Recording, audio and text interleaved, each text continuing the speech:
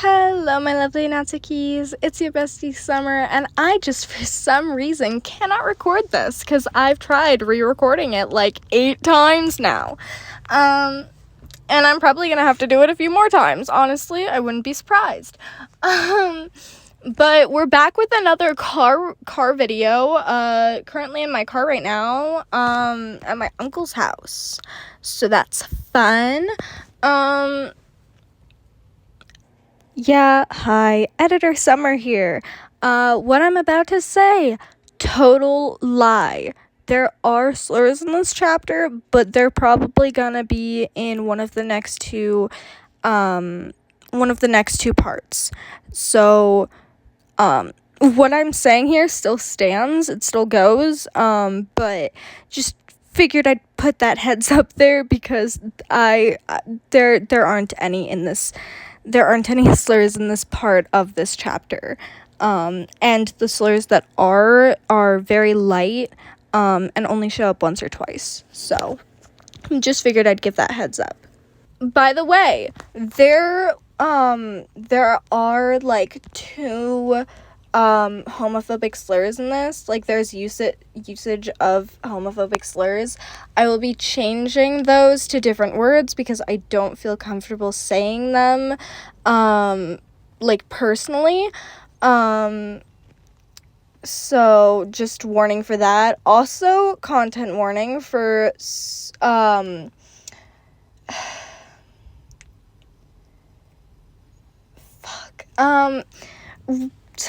references to suicide, self-harm, and picking at / biting nails are content warnings.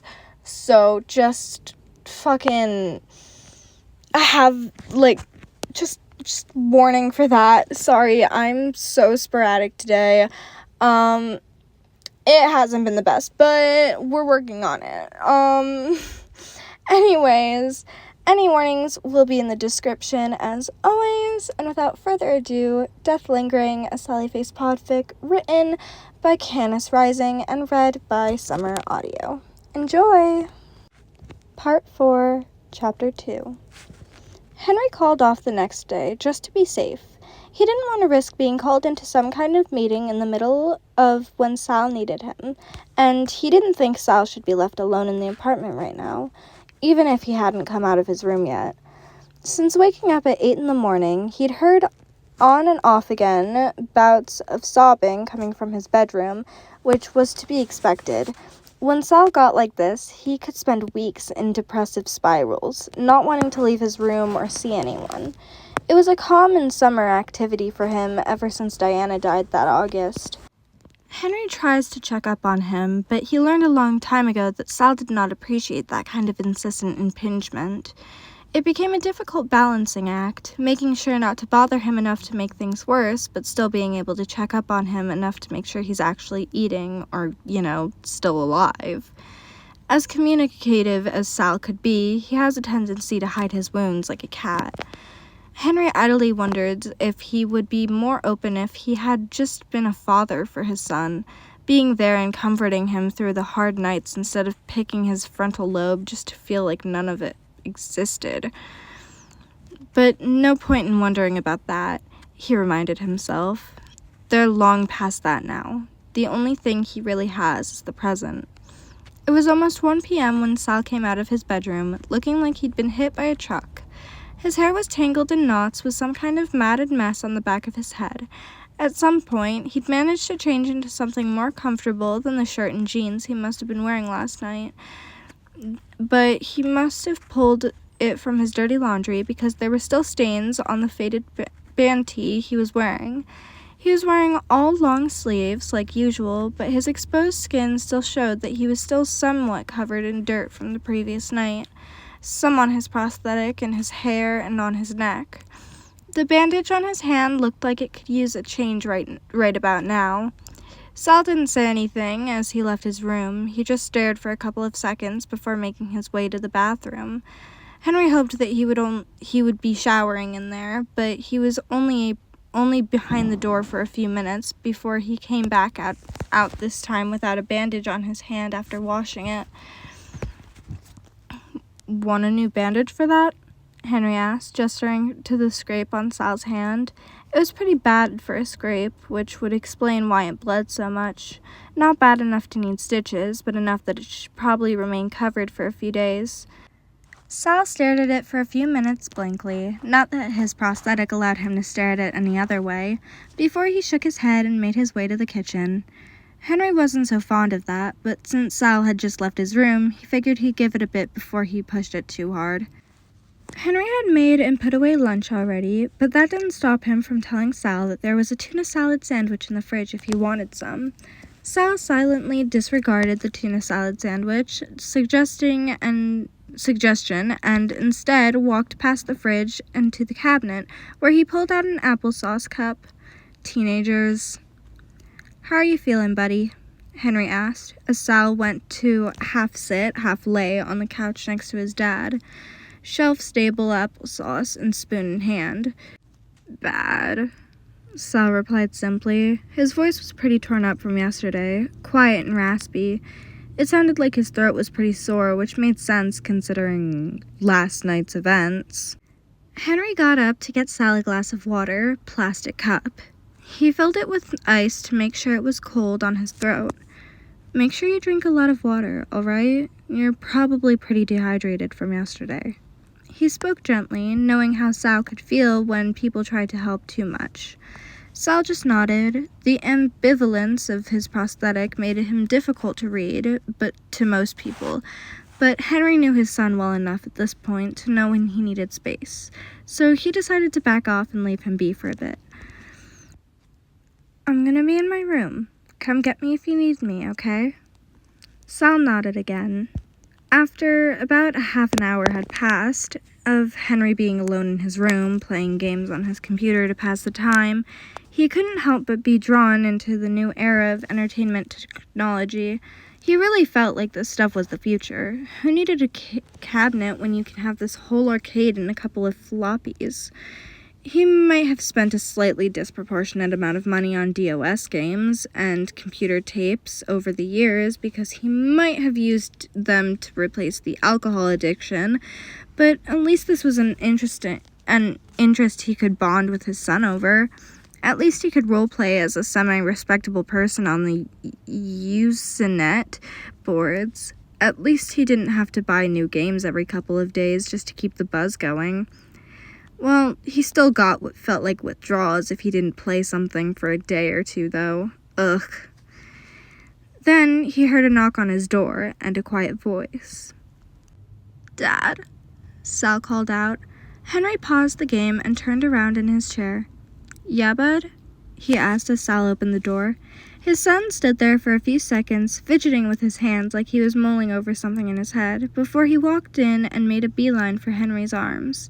He was a little shocked at that, but after a few seconds he hugged back, just as tightly. He felt Sal's small weight on his lap and the hard plastic of Sal's prosthetic on his shoulder, and he couldn't believe how hard it had been to get to this point, how much he had to work to be there for his son. It should have been this easy the entire time, but it wasn't. "I'm sorry about last night. I'm really sorry," he croaked out, his thin voice wavering as he pulled Henry's shirt into his hands. Henry held his son and hushed him the way he should have those years ago. "No, I'm sorry," Henry said. There was a tender gentleness in his voice he wasn't used to using, but it became more familiar with practice. He would make sure to never let it get that difficult again. School started again on August 10th. Sal tried to be there for the first 3 days, but had to tap out. This wasn't unusual for Sal. The shooting had happened on August 16th, and whenever the date rolled around, both Sal and Henry got up in their own heads with memories of the trauma and the earlier days afterwards. With how bad this episode was on the 4th, it made dealing with August 6th even harder this year, and no amount of Xanax and pot were going to keep him stable enough to attend those first weeks of school anywhere near regularly. Overwhelming Overwhelming crowds, new kids staring at him, and worried looks from his friends who are currently treating him like he'll stab himself in the neck with a pencil if they don't stand less than a foot away from him at all times. Teachers practically threatening to call his dad, the useless school counselor giving him breathing exercises he already knew, whispers about him in the halls as he stood by his locker and picked at his nails and talked to himself. New lockers and combinations to remember, memorizing whose class he went to when, checking the syllabus to mark important dates on his calendar, the fucking lunch period where he had to pretend to eat for his friends so they'd stop hounding him about his mental state and leave him alone. When he had to excuse himself from class to panic vomit in the bathroom halfway through the third day of school, he decided that was probably the point he needed to go home. Dazed from his slowly fading panic attack, he made his way through the empty halls of the school. He walked slumped over himself and worrying at the edges of his sleeves, his pigtails framing the edges of his vision as he made his way to the nurse's office. Suddenly, he bumped into someone in the hall, a teacher with her back to him. Sal didn't recognize this woman. She might have been a new hire. She was about middle-aged, with long dark hair streaked with white, wearing long sleeves and a long skirt. Sal apologized profusely, but incoherently, for bumping into her as the woman turned around. When she saw his prosthetic, she gasped, covering her mouth in surprise before trying to compose herself again, putting on a more professional demeanor. "Excuse me, young lady, you need to take off that mask. You're in school, not the Halloween store." She marked the comment with a stiff lip. Sal wrung his hands and looked at the floor, mumbling something barely audible about it being a prosthetic, but the woman didn't seem to hear him. "Sorry, I didn't quite get that," she said, her tone of voice growing irritated. "It's not just a mask," Sal managed to mumble out just loud enough. The woman turned beet red in embarrassment when she realized that Sal was not a girl, but made no further comment on it. "Okay, young man," she subtly corrected herself while gracefully maintaining her irritated attitude. "Whatever you want to call it, you can't be wearing it in school." What an awful situation to be in just 3 days before the anniversary of the worst thing that's ever happened to him. Isn't staff supposed to be trained on their disabled students or something? His already poor vision blurred a bit further from the stress, and his heart beat fast and hard in his ears. He started feeling lightheaded, and his stomach curled whatever little bile he had left in his stomach into a more deep-seated nausea than before. Flashes of cold hit his body in waves, and he felt clammy with sweat. "It's not just a mask," Sal said, his voice a little louder than before, but wavering greatly. "It's a prosthetic?" The woman blinked in confusion. "What on earth would you need a prosthetic for your face for?" A lot of people considered it pretty rude to ask a question like that, but it seemed as if this woman had never encountered the idea of a person might be missing pieces of their face before. A little odd to Sal, considering the wars that they've had in the past handful of decades, where soldiers had gotten more than just a limb torn off. But he supposed it might be a good thing for her that she's never had to come out of whatever bubble she lived in to face the cold reality of the world around them. "I hope you never find out," Sal said, his voice terse and sick. He trudged past her and as fast as he could in his state, limbs weak and stomach weaker. A few minutes later, he laid on one of the 2 cots in the nurse's office as he waited for permission to go home. The nurse finished up talking with his dad on the phone and hung up before she turned with him with a pitying smile. "Are you going to be okay walking home, Sally?" she asked. Sal nodded weakly. She seemed hesitant, but gave him a bottle of water for the walk home anyway. It wasn't an incredibly long walk, and it wasn't too hot outside. It didn't seem like Sal was going to pass out, especially not after being able to lie down in a quiet room for 15 minutes, so she must have supposed it was fine. The nurse was ringing his teacher to let him know that Sal was going home as he walked out of the office and towards the double doors leading outside. He pulled out his Walkman at the top of the stairs and rewound the mixtape in it to set it back at the start. This mixtape was supposed to be songs that made him feel better, but he was having trouble with it.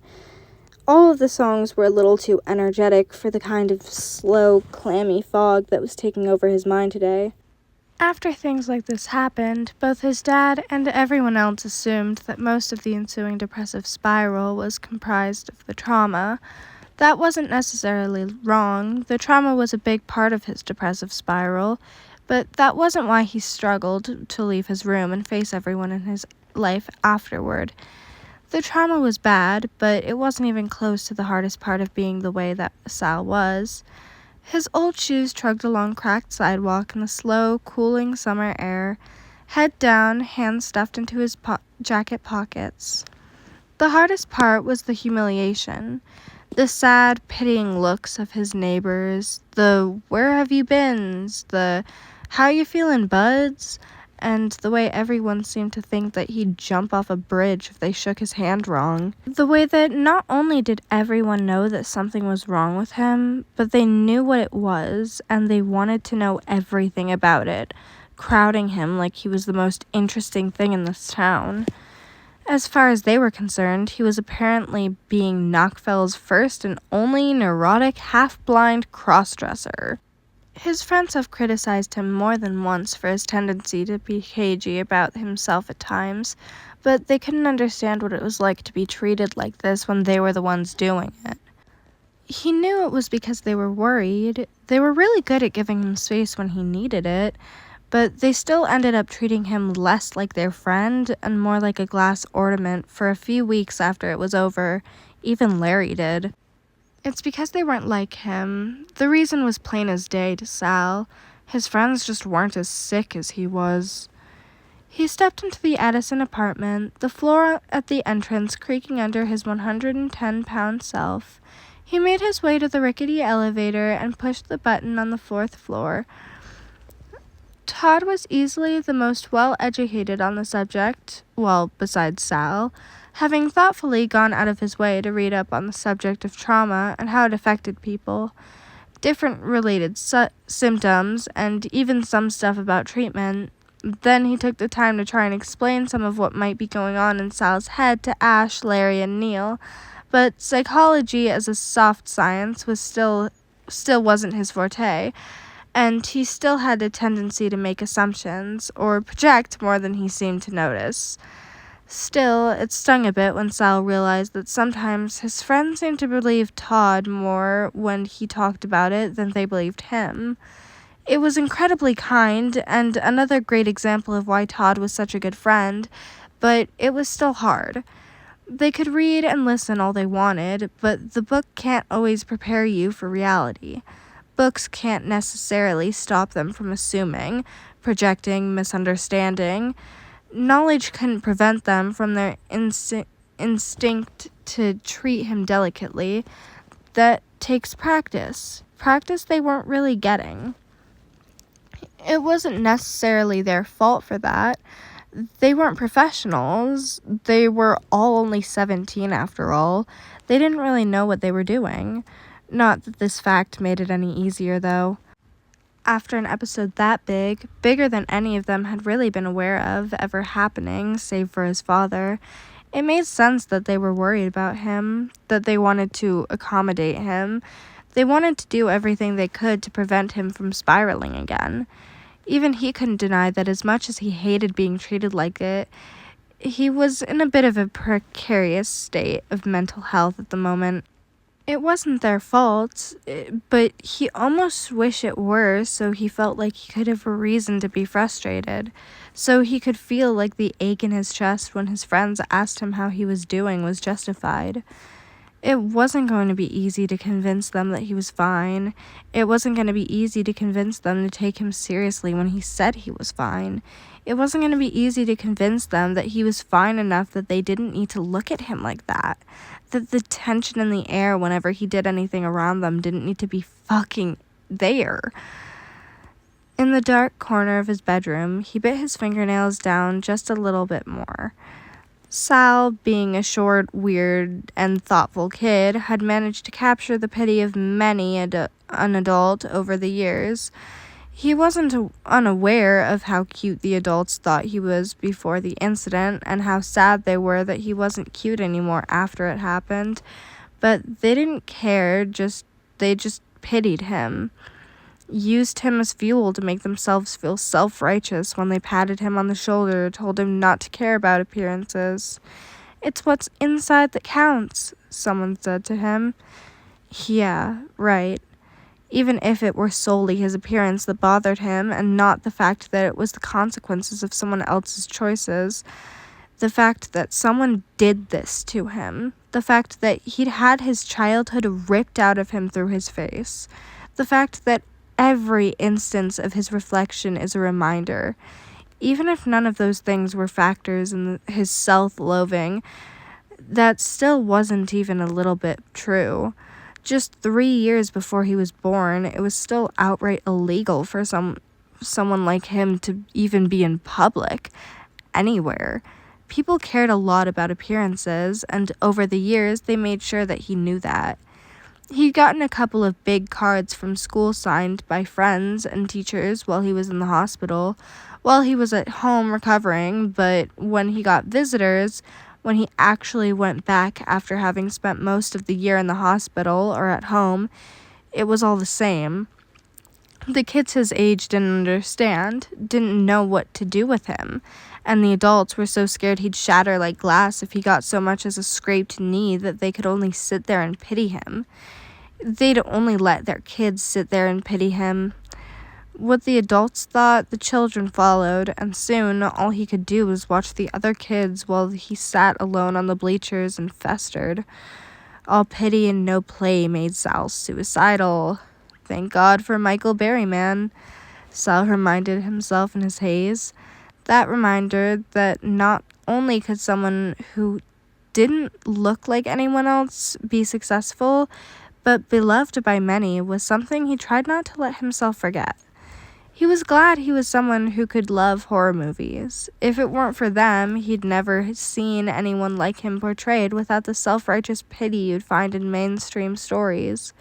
Sure, the freaks mostly died in the end, or something close to it, but that didn't matter. People didn't go to Halloween parties dressed as Jock that dies because he had sex on screen. They go dressed as Freddy Krueger, and that's what matters. The monsters were the real main characters of the movies, the real things people wanted to see. When he bit some of his nails down so much that it hurt to keep going, he started to pick at his cuticles instead, pushing them back, poking and scraping with what little of his nails were left until the cuticles of his thumbs was bleeding. He wanted to leave his room. He wanted to go outside. He really did. Being cooped up inside for so long, especially right now, just reminded him of what it was like just after it happened. How long he was inside, how bored he was, how much pain he was in. He had to write words down to communicate with his dad for a long time because his jaw was wired shut. He couldn't even stay in his own room because it was upstairs, and due to the head trauma, he couldn't go on stairs by the doctor's orders. He slept in the living room for months. He couldn't run, jump, or play with his friends. He couldn't go outside. His vision was so poor, and new neurological issues from the brain damage made reading almost impossible at the time. All he could do was really watch movies and draw crude pictures of his mother's corpse, picking at his healing stitches and stare at the wall for hours. Now, if he stays inside for too long, he starts regressing into an even more mentally ill freak than he already is. Pacing and talking to himself about nothing, obsessively repeating the events of his mother's death in his mind, putting incoherent crazy babbles into his journals and notebooks, drawing pictures of the dog's man. He really, really wanted to go outside, but he also wanted his friends to forget that incident on the floor had ever happened. He can't have both. His friends cared about him enough to really, honestly, genuinely worry about him after a breakdown. He knew that what happened on the 4th weighed on their minds heavily. Larry had never seen Sal so fucked up in any of their other years that he's known him. When he saw Sal for the first time after it happened, he hugged Sal tightly as he talked about how scared he was that Sal was going to get seriously hurt, or even that he could have died somehow. This was all something Sal never had before, and sometimes when he was alone, he cried because it finally felt like he belonged somewhere. But just like how there were upsides to being alone, there were downsides to people caring about you. When his friends worried about him, they worried so hard that it made him sick to his stomach. When he remembers the way Larry's face looked, even if he couldn't figure out when that had even happened in the haze of everything surrounding his episode, it only made him want to run again, to run away in general, from everything. He wanted just once and for all to be able to vomit everything out of his body and die. The fact that he had the power to make someone worry themselves sick like that, and the fact that they wanted to treat him like a self-destructive toddler to cope with the worry, were both new and terrible things about having people love you. They just wanted him to be safe, but it seemed like sometimes they would rather ignore what he wanted to achieve their idea of safety. It was almost like they think they're better than me somehow. He tried not to think about that. He tried really hard not to think like that. He did not want to become a resentful person. He did not want to hate his friends. He didn't want to take their concern in the worst possible faith when he could just grow a spine and talk to them. But sometimes he was only half certain they'd listen. He's been desperately avoiding going back to the same old habits he used to be stuck in, and for about a week and a half after the incident on the 4th, he'd managed it just fine. But when he felt his lack of control, there was only so many things he could do to right himself, and he wasn't going to allow cutting his hair off to be an option. He sat with his back pressed up against the corners of his room, his knees bent to his chest, his elbows resting on his knees, his bleeding forearms covering his head almost offensively. He felt like a failure, but the sting of his thin wounds provided a sadomasochist sense of power that he couldn't get anywhere else. His journal was pretty gnarled from the past few weeks, and his room was looking pretty bad too. He'd thrown more than a couple of things around his room in a frustrated breakdown, and he's done it more than once despite promising his father he'd stop. It was getting difficult to understand how things could go back to normal after something as big as this. After something as big as that was his own fault, anyway. Soon after he'd woken up the next day after his meltdown, he found his anxiety pills. They were underneath his bed, sitting underneath one of his shirts near the dresser. He nearly pulled his hair out of his scalp when he found them. Nothing makes someone feel like they've made a mountain out of a molehill than finding something you were looking for that has been right under your nose, or lack thereof, the whole time. And that was part 4, chapter 2 of Death Lingering, a Sally Face podfic written by Candace Rising and read by Summer Audio. Fun fact, I actually am recording the outro like 2 days after I finished the entire video. Like, I'm finished editing already and I'm recording the outro right now, because I recorded all of it and finished all of it. Well, I didn't record all of it. I recorded the second half of it in like one night, and I stuttered so much. Like, I was stuttering like crazy. It was wild. It was just not the time. Like, I just couldn't. It was so funny though. Like, once I got it done, I like was really tired because it was like 4 in the morning, and I had to wake up really early the next day. So fun. But I'm all caught up on schoolwork. Yay! It's not gonna be killing me anymore. I mean, outside of like a project or two, but but freaking I think that's everything, honestly. I hope you all enjoyed and have a wonderful day. Bye!